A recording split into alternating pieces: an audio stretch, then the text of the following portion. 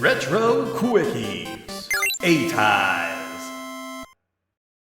I'm gonna be honest with y'all, this game has an absolutely amazing, bonkers story within it, but I have never felt the disconnect between a game's great story and mediocre gameplay more than when I was playing 8 Eyes here. Don't know it? Not surprising considering it was a 1990 NES release with very little fanfare behind it, considering it was developed by Thinking Rabbit, who you'd only really know if you were into Sokoban, and published in the US by Taxon, who you only know if you had a thing for dot matrix printers and Supervision computer monitors. I guess it's no surprise that a combination as weird as this would also get us a story this interesting. Those 8 eyes that the title is referring to, 8 separate jewels that appeared at the point of impact of 8 different nuclear bombs that basically destroyed the world and turned it into a Mad Max situation, just without the cars. The great king of the wasteland, the original gatherer of those eyes, was ousted from power, and his 8 dukes, each hailing from a different country, took the jewels for themselves. You play as Orin the Falconer, who along with his trusty falcon Cuttress, must defeat the 8 dukes, gather the jewels, and arrange them in the proper order at the Altar of Peace. No, I'm not kidding, in order to restore the great king so that he can continue to work to restore human society. You see what I mean, right? This is an absolutely freaky story, but it's interesting and really makes it seem like we're in for a post-apocalyptic swashbuckling adventure. Unfortunately, what we get is a game that grafts together various mechanics and ideas from both Mega Man and Castlevania in a mishmash that unfortunately doesn't pull off the same level of quality that either of these games have. Let's start with the weird way the game wants you to choose your stage, because yes, it uses the Mega Man idea of letting you choose in which order you want to play the stages in,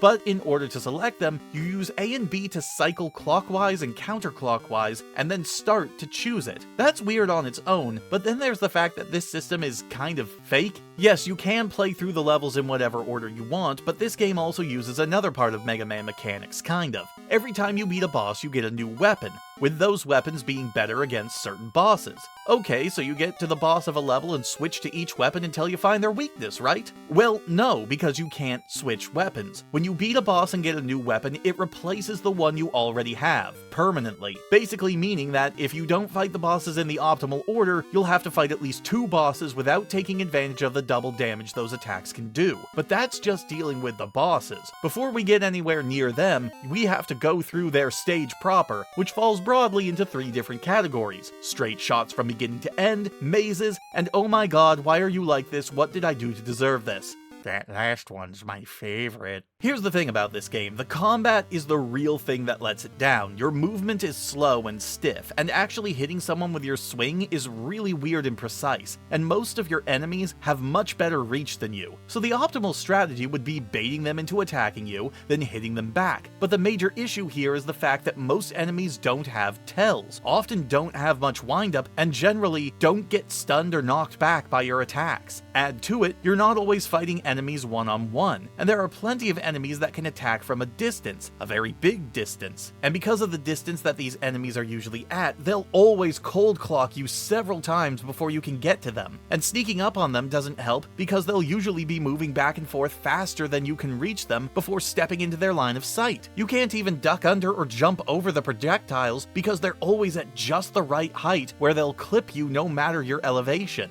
The game does give you a way to deal with enemies from afar in that it gives you sub-weapons that are dropped by certain enemies, but much like Castlevania and its hearts, you have to collect weapon energy to use these secondary weapons, and you can even switch between them in the pause menu. Now, if only you could do that with your main weapon, what a concept. But the biggest tool at your disposal is your falcon Cuttress. At any time on the ground, by pushing up and B, you can send Cuttress into the sky, and then by hitting down and B, command him to dive bomb enemies. Cuttress unfortunately has his own health bar, and will grab enemy attention, but if he runs out of health, he's out of it until the end of the stage. That's a bit of a problem, because certain enemies are immune to certain attacks, and if you happen to come across an enemy that's immune to everything except your falcon, and that enemy happens to be in a position blocking your forward progress, you're going to have to tank a lot of damage. And while it looks like you have a lot of hits, healing items are really hard to come by, and you can real easily get wombo combo to death since your after hit invincibility is so short. You can increase your max health by finding these blue jars hidden throughout the level, but just like the wall chicken in Castlevania, there usually isn't much of a through line to let you know that there's something hidden there. It doesn't really matter in the grand scheme of things though, because you return to your base health after you die or finish the level anyway. But that's not the only thing hidden in the wall. You can also find these riddle scrolls scrolls that describe in what order you're supposed to put the eyes at the end of the game. And yes, you only get one shot at this, meaning you could fight through the entire game, beat every boss, get every gem, and not actually get the best ending because you either didn't find all the scrolls or couldn't decipher the proper order from the hints that they gave you, which is a likely scenario considering how arbitrarily they're hidden. The bosses themselves are also pretty annoying and underwhelming. They hit for a ton of damage, and unlike other enemies, they actually have multiple attacks, making them more difficult to predict and counter, and God help you if you're taking them on without their weakness weapon. Now, this has been a pretty negative video up to this point, but I do want to highlight some of the stuff that I did think was pretty good. The graphics in this game are pretty decent, not mind-blowing compared to other late-stage NES games, but it does copy the feel of a Castlevania game pretty well. There's a nice variety in the look and behavior of enemies, even if they are a pain to fight. Who the hell thought it was a good idea to put Medusa head style enemies in this? And every single stage looks unique and even has its own unique theme meant to help invoke the country that it's supposed to be taking place in.